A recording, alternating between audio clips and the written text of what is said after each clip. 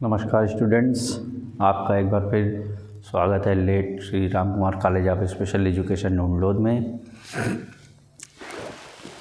तो हम अपनी श्रवण बाधिकता की जो कक्षा है जिसमें आपका सेकंड पेपर ऑडियोलॉजी है उस पर पुनः चर्चा करेंगे। पिछली कक्षा में हमने शीघ्र हस्तक्षेप के सेवा मॉडलों के बारे में जाना। उसी में आगे बढ़ते हुए अब हम समूह अभिभावक सभा यानी ग्रुप मीटिंग के बारे में चर्चा करेंगे।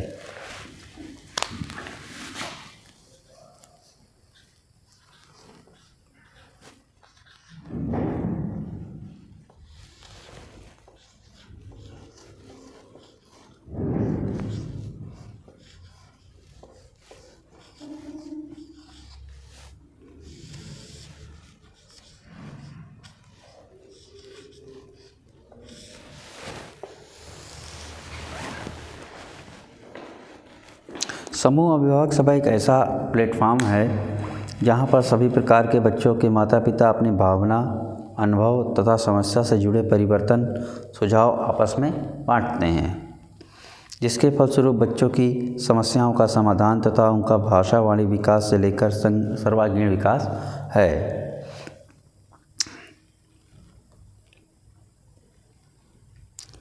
सभी शैक्षणिक संस्थाओं, स्कूलों शीघ्र हस्तक्षेप कार्यक्रम में आयोजित किया जाता है। इसके साथ साथ व्यावसायिक विशेष शिक्षक, विशेषज्ञ आदि सभा में शामिल होते हैं तथा बच्चों से जुड़ी समस्याओं को उनके विकास और तरीके, सुझाव, निवारण आदि के लिए विशेष प्रकार की जानकारियाँ प्रदान करते हैं, जिसके द्वारा अभिभावक सभा अपने बच्चों की समस्याओं का समाधान निकाल सके। तो इसमें शिक्षक, विशेषज्ञ, समाज सेवा के कार्यकर्ता आदि शामिल होते हैं तथा अनुभवों को साझा करते हैं, जिससे बच्चों की भाषावाणी का किस प्रकार से विकास हो इस बारे में चर्चा की जाती है। अब श्रवण दोष की रोकथाम, प्रिवेंशन ऑफ हियरिंग लॉस।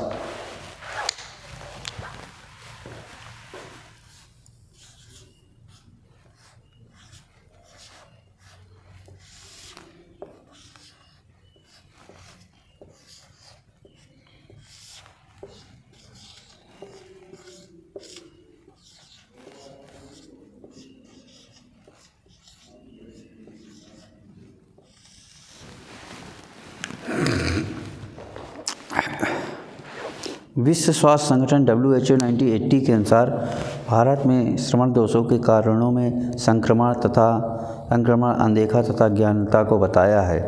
उपयुक्त कारणों के लिए सामाजिक आर्थिक स्थितियों का खराब होना, अपर्याप्त स्वास्थ्य देखरेख तथा कुपोषण मुख्य रूप से उत्तरदायी हैं। WHO 1980 के अनुसार रोकथाम के 3 स्तर हैं। प्रथम रोकथाम स्तर श्रवण दोष होने के कारणों को नियंत्रण करना, जिसके कारण श्रवण दोष हो ही ना। श्रवण दोष के होने वाले कारणों पर हमने पहले चर्चा कर रखी है। द्वितीय रोकथाम, श्रवण दोष होने के बाद इसके प्रभाव को रोकथाम करने के लिए उपाय करना शामिल है। तृतीय रोकथाम, श्रवण दोष होने के बाद इसके प्रभाव के फलस्वरूप उसमें सुधार तथा पुनः सुधार, जैसे विशेष शिक्षा, व्यावसायिक प्रशिक्षण, रोजगार व्यवस्था करके उसको सामाजिक तथा आर्थिक रूप से स्वावलंबी बनाना है। कहने का तात्पर्य ये है कि श्रवण क्षतिग्रस्तता से ग्रसित व्यक्ति को सामाजिक प्रशिक्षण, व्यावसायिक प्रशिक्षण, रोजगार प्रशिक्षण आदि देना, जिससे वो किसी के ऊपर डिपेंड ना रह सके।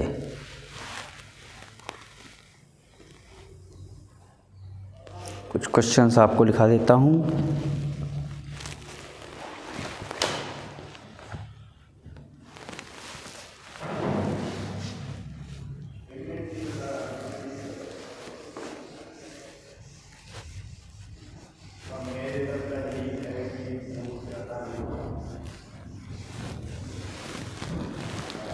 सर्वप्रथम शीघ्र हस्तक्षेप के महत्व को समझाइए।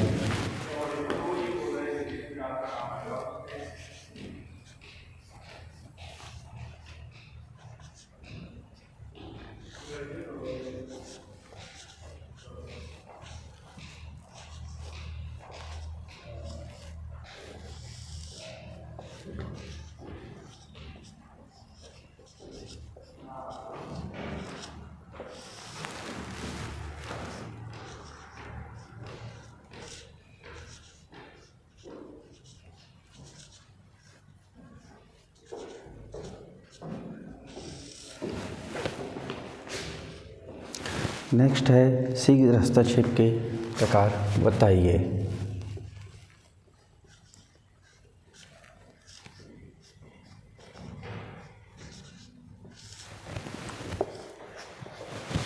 नेक्स्ट है सेवादाताओं के नाम लिखिए।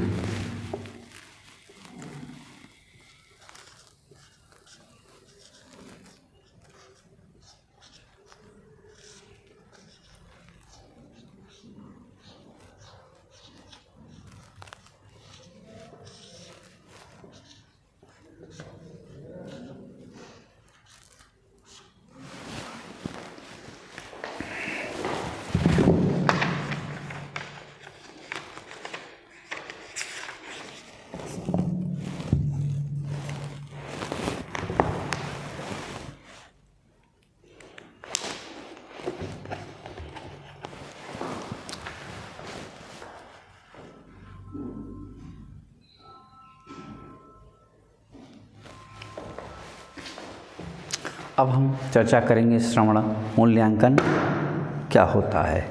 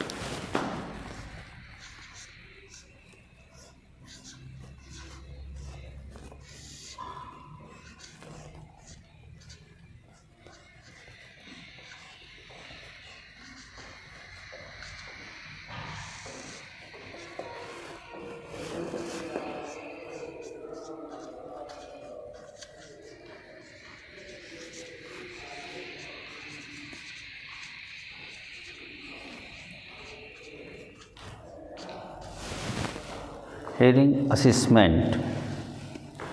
श्रवण विकलांगता एक अदृश्य विकलांगता है जो दिखाई नहीं देती है। यह रोगात्मक स्थिति व्यक्ति के कान में वैक्स जमने, पिन्नात्मक बाह्य कर्णनलिका का सही रूप में संरचना न होने के कारण उत्पन्न हो सकती है। ये मध्य कर्ण में संक्रमण, डिस्चार्ज अथवा असिकुलर चेन का फिक्स तथा डिसकंटिन्यूटी के उपरांत देखा जा सकता है। अंतःकरण के कॉक्लिया ऑडिटरी पाथवे में किसी प्रकार की खराबी होने के कारण श्रवण दोष हो सकता है। ये श्रवण दोष संक्रमण, योजनाबद्ध बीमारी, आनुवंशिक, वंशानुगत तथा उम्र के साथ आवाज़ को सुनने में कमी उत्पन्न होने से हो सकता है। श्रवण दोष अलग अलग प्रकार के होते हैं, जैसे संवहनी श्रवण दोष, संवेदी श्रवण दोष, मिश्रित श्रवण दोष आदि। ठीक इसी प्रकार श्रवण दोष की गंभीरता के आधार पर अलग अलग रूप में पाया जाता है, जैसे mild, moderate, moderately severe, profound आदि। ये दोष व्यक्ति या बालक के भाषा, वाणी आदि कौशलों में कठिनाइयों को उत्पन्न करता है, जिसके फलस्वरूप बालक या व्यक्ति समान रूप में भाषा वाचा को व्यक्त नहीं कर पाता है। अतः दूसरे शब्दों में हम ये कह सकते हैं कि जब कोई व्यक्ति समान व्यक्तियों की अपेक्षाकृत अपने किसी कान के अंग के संरचना अथवा किसी अन्य कार्यों के कारण समान व्यक्तियों की आवाज़ अथवा वातावरण के आवाज़ों को सुनने में असमर्थ हो जाता है, जिसे हम श्रवण दोष कहते हैं। इस श्रवण दोष के परीक्षण की प्रक्रिया को हम हियरिंग टेस्ट कहते हैं, जिसमें हम अलग अलग उपकरणों, यंत्रों के द्वारा व्यक्ति या बालक के सुनने का परीक्षण करते हैं, जैसे ऑडियोमेट्री और बेरा टेस्ट। श्रवण परीक्षण के उद्देश्य, ऑब्जेक्टिव। श्रवण परीक्षण के दो उद्देश्य होते हैं। पहला है श्रवण दोष की शीघ्र पहचान करना, दूसरा है उसका चिकित्सीय निदान।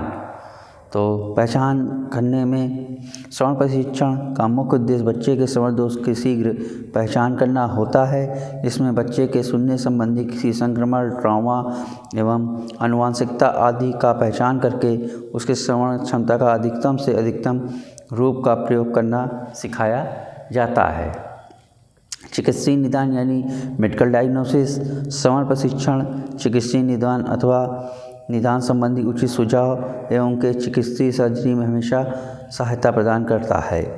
श्रवण प्रशिक्षण के ऑडियोलॉजिस्ट व्यक्ति के श्रवण क्षमता का सामान्य अथवा असामान्य एवं श्रवण गंभीरता, प्रकृति आदि का परिणाम गुणात्मक संरचनात्मक रूप प्राप्त करता है।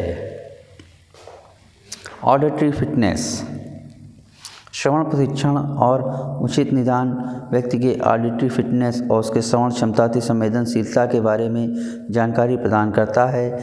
जैसे telephone operator, pilot, fireman, army force व्यक्ति की ऑडिटरी कौशल समान अथवा समान है। इसलिए श्रवण प्रशिक्षण ये दर्शाता है कि व्यक्ति के श्रवण और संवेदनशील समान हैं, तब वो अपने करीबी नौकरी का चुनाव एवं स्वीकार कर सकता है।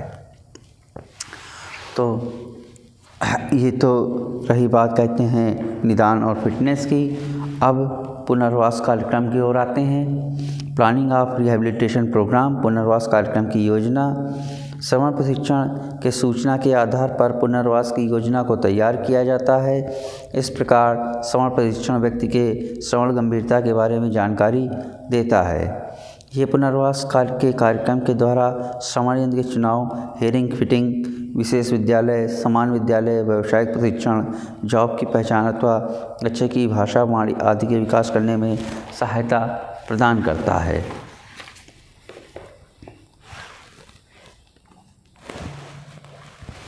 श्रवण प्रशिक्षण के प्रकार। श्रवण प्रशिक्षण को अलग अलग समूहों की कसौटी के आधार पर वर्गीकृत किया जा सकता है। इन सभी समूह कसौटी का मुख्य उद्देश्य व्यक्ति के श्रवण अति संवेदनशीलता को प्राप्त करना है। इस परीक्षण में अलग अलग उपकरण का प्रयोग किया जाता है।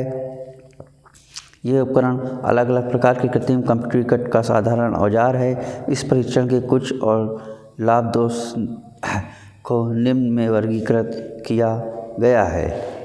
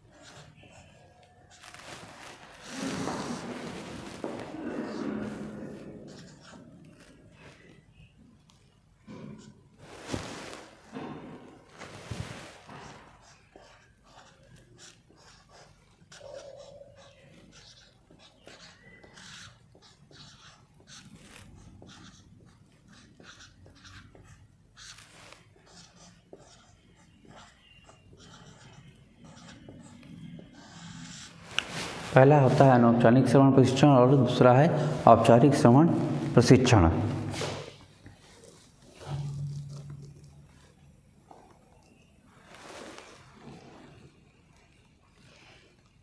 इसमें औपचारिक श्रवण प्रशिक्षण, व्यक्तिनिष्ठ श्रवण प्रशिक्षण और वस्तुनिष्ठ श्रवण प्रशिक्षण आते हैं।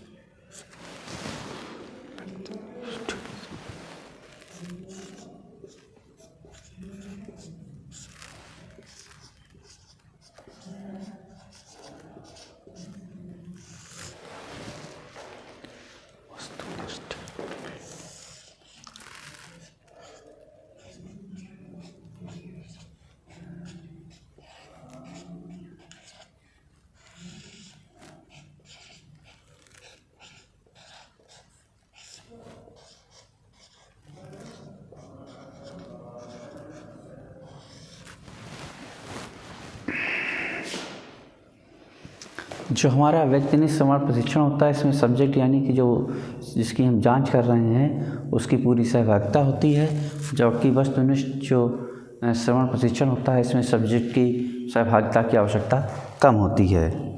प्रकार, व्यक्तिनिष्ठ श्रवण प्रशिक्षण के प्रकार होते हैं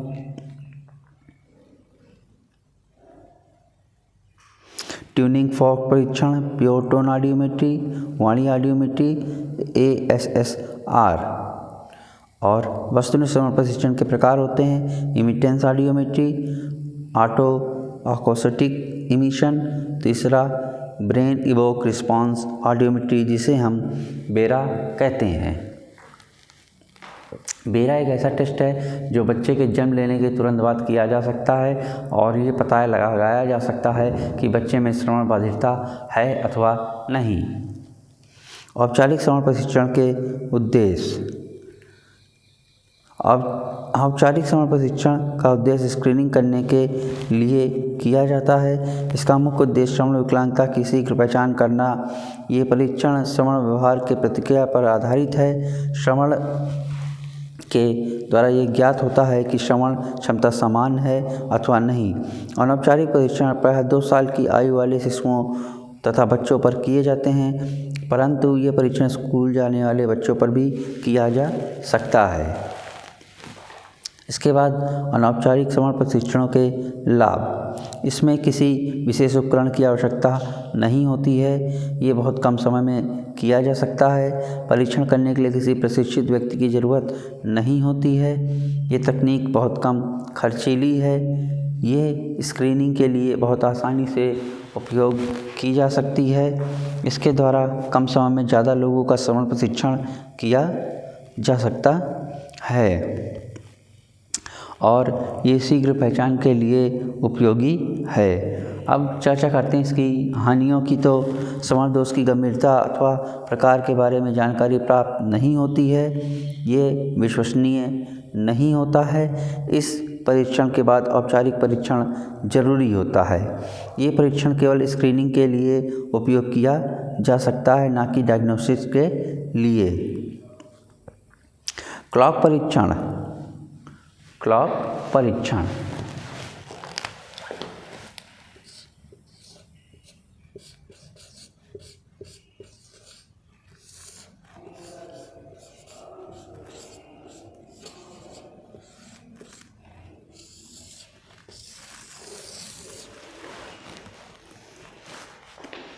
इस परीक्षण के अंतर्गत घड़ी की टिक टिक की आवाज़ श्रवण संकेतक होता है।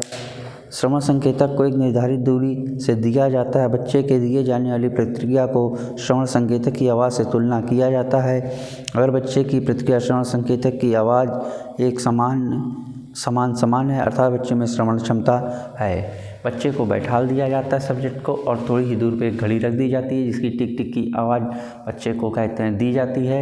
यदि बच्चा उसके प्रति रिस्पॉन्स करता है तो ये माना जाता है कि बच्चे में श्रवण क्षमता सामान्य है।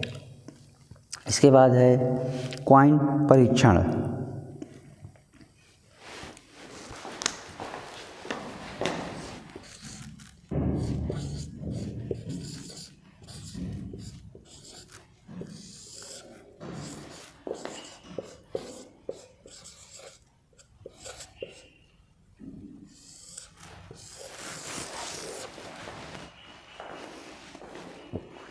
इसमें 2 सिक्के की आवाज़ श्रवण संकेतक होती है। ये आवाज़ एक निर्धारित दूरी से दी जाती है।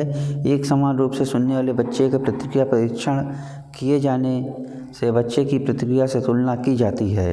अगर बच्चा दोनों प्रतिक्रिया एक समान है अर्थात श्रवण क्षमता समान है। जैसे क्लॉक परीक्षण में घड़ी की आवाज़ सुनाई जाती है, इसी प्रकार क्वाइन परीक्षण में 2 सिक्कों की आवाज़ बच्चे को सुनाई जाती है। यदि उस सिक्कों की आवाज़ के प्रति बच्चे की प्रतिक्रिया सामान्य होती है तो ये समझा जाता है कि बालक की श्रवण क्षमता सामान्य है।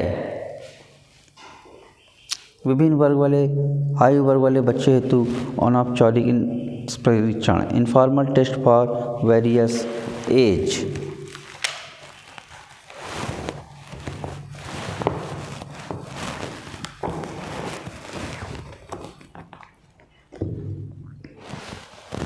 जन्म से 4 माह आयु तक सोए हुए बच्चे को जगाने के लिए ध्वनि का प्रयोग करके बच्चे को जगाना अनौपचारिक प्रशिक्षण के रूप में माना जाता है।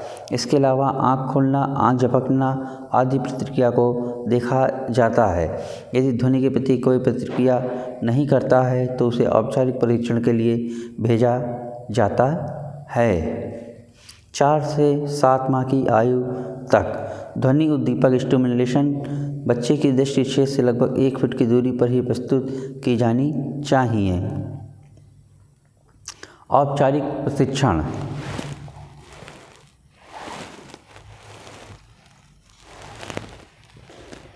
औपचारिक प्रशिक्षण को साधारणतः अथवा जटिल उपकरणों का प्रयोग करके किया जाता है। इस परीक्षण में विषय को सचेत रूप में ध्वनि की प्रतिक्रिया के रूप को व्यक्त करना होता है। परीक्षण से पहले ध्वनि प्रतिक्रिया के बारे में उस व्यक्ति को बता दिया जाता है, जिससे सब्जेक्ट अच्छे रूप से ध्वनि की बोध कर सके। जांच के समय विषय सम्मिलित होता है। औपचारिक परीक्षण को 2 वर्गों में विभाजित किया गया है, सब्जेक्टिव और ऑब्जेक्टिव। सब्जेक्टिव टेस्ट व्यक्तिपरक श्रवण दोष परीक्षण के अंतर्गत जिस व्यक्ति का श्रवण परीक्षण हो रहा है उसका योगदान होना जरूरी है। व्यक्ति ये बताता है कि वो ध्वनि को सुन रहा है अथवा नहीं। इस प्रकार के परीक्षण में व्यक्ति को जांचकर्ता द्वारा दिए गए सभी निर्देशों को सुनना और उन्हें समझना आवश्यक होता है तथा उसे अपना ध्यान ध्वनि के प्रति केंद्रित करना पड़ता है।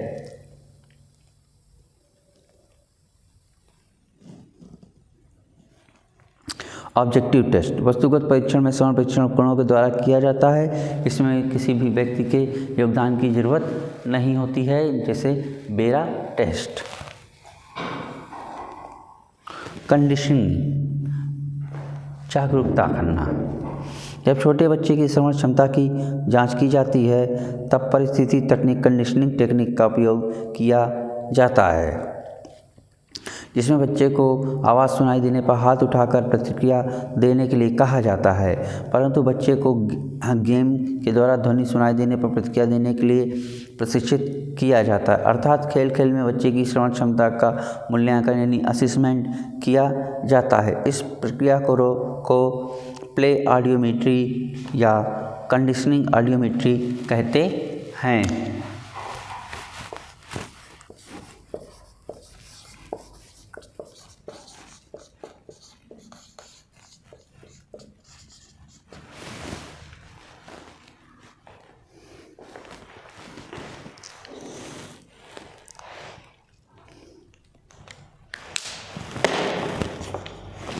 जांचकर्ता बच्चे को लकड़ी का ब्लॉक या खिलौना कान के पास पकड़कर रखने और ध्वनि सुनाई देने पर उसे नीचे रख देने के लिए कंडीशनिंग करता है।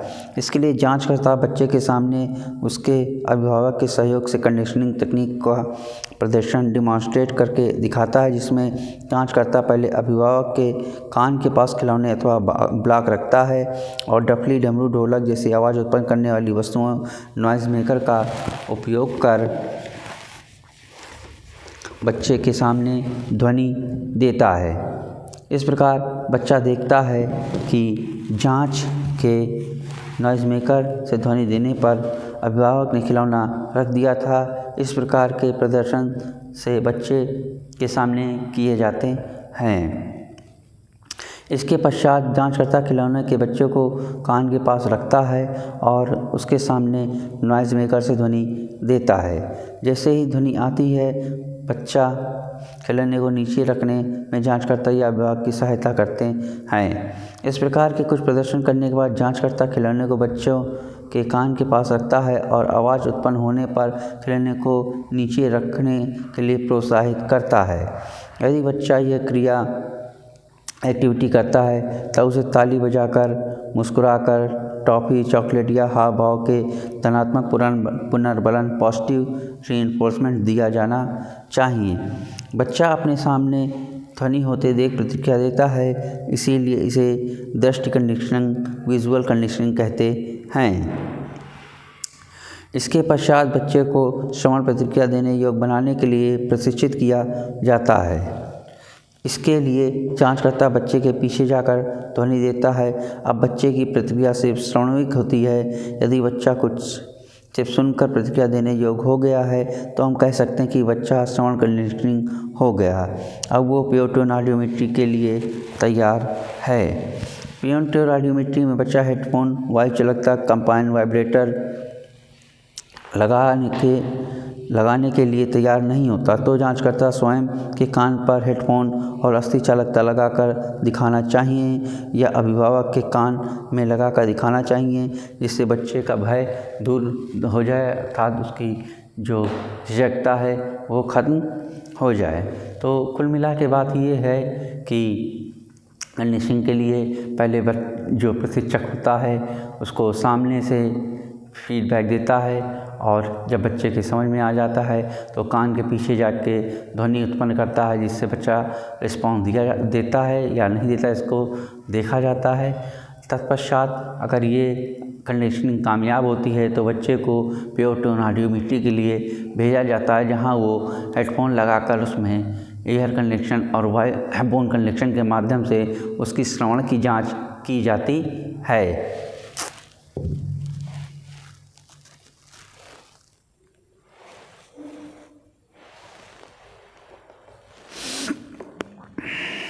कुछ क्वेश्चंस हैं, जैसे श्रवण मूल्यांकन से आप क्या समझते हैं, श्रवण परीक्षण के उद्देश्य के बारे में बताएं, श्रवण परीक्षण के प्रकार लिखें, अनौपचारिक श्रवण परीक्षण के लाभ और हानि के बारे में लिखें, क्लॉक परीक्षण तथा कॉइन परीक्षण में अंतर बताएं, कंडीशनिंग क्या है, व्यक्तिगत तथा वस्तुनिष्ठ श्रवण परीक्षण क्या है, समझाइए।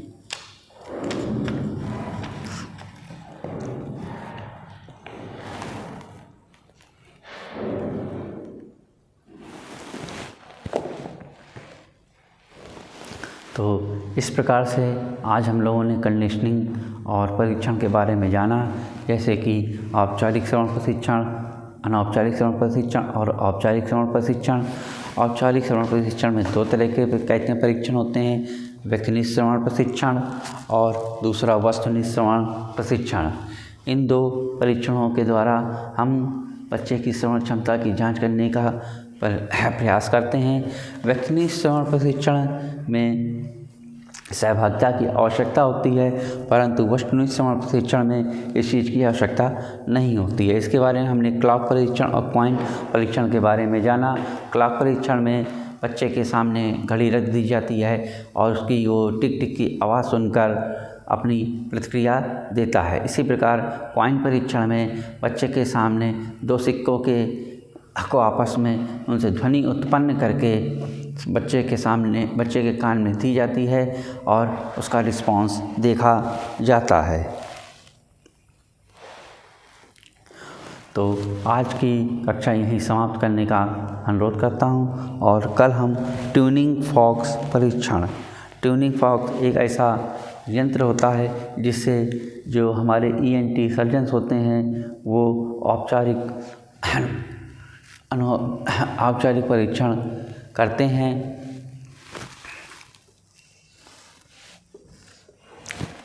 ट्यूनिंग फॉक्स के बारे में जानेंगे और इसके अलावा अन्य टेस्ट किस प्रकार से, जैसे ट्यूनिंग फॉक्स के प्रकार, ट्रिनी परीक्षण, वेबर परीक्षण, स्कार्फ बैच परीक्षण, विंग परीक्षण, इन सब के बारे में चर्चा करेंगे। तो मैं अपनी क्लास को आज यहीं ख़त्म करता हूँ। आप लोगों से अनुरोध है, यदि आपको ये वीडियो पसंद आया हो तो लाइक और सब्सक्राइब करें, जिससे नया वीडियो आते ही आपके पास नोटिफिकेशन पहुंच जाए। Thank you.